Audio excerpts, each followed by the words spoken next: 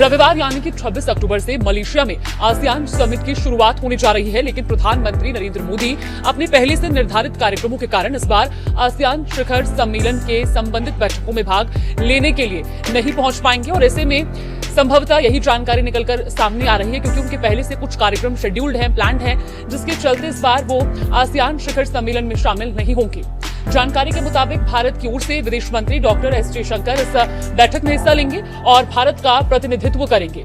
गौरतलब है कि इस आसियान बैठक में डोनाल्ड ट्रंप भी आ रहे हैं। ऐसे में संभावना थी कि अगर प्रधानमंत्री नरेंद्र मोदी जाते तो जाहिर तौर पर ट्रंप के साथ उनकी मुलाकात भी हो सकती थी, मगर अब मुलाकात का इंतजार और बढ़ गया है।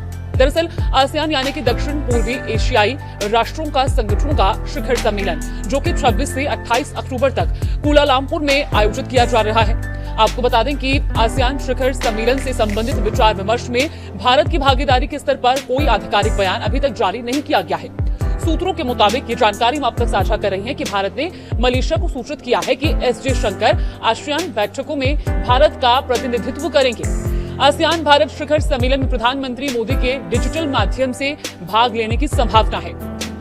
प्रधानमंत्री ने पिछले कुछ सालों में आसियान भारत शिखर सम्मेलन और पूर्वी एशिया शिखर सम्मेलन में भारतीय प्रतिनिधिमंडल का नेतृत्व किया है। मलेशिया ने अमेरिका के राष्ट्रपति डोनाल्ड ट्रंप के साथ साथ आसियान के कई संवाद साझेदार देशों के नेताओं को भी आमंत्रित किया है। डोनाल्ड ट्रंप 26 अक्टूबर को 2 दिवसीय यात्रा पर कुआलालंपुर जाएंगे और सूत्रों ने यह भी बताया है कि शुरुआती योजना के मुताबिक प्रधानमंत्री मोदी की मलेशिया के साथ साथ कंबोडिया की यात्रा पर भी विचार किया जा रहा था। क्योंकि वो मलेशिया नहीं जा रहे हैं, इसलिए अब कंबोडिया की जो प्रस्तावित यात्रा है उसको भी स्थगित कर दिया गया है। अब आपको बताते हैं कि आखिर ये आसियान है क्या। दरअसल आसियान भारत संवाद संबंध 1992 में एक क्षेत्रीय साझेदारी की स्थापना के साथ शुरू हुए और ये दिसंबर 1995 में पूर्ण संवाद साझेदारी और 2002 में शिखर सम्मेलन स्तर की साझेदारी में परिवर्तित हुए और इन संबंधों को 2012 में रणनीतिक साझेदारी का दर्जा दिया गया।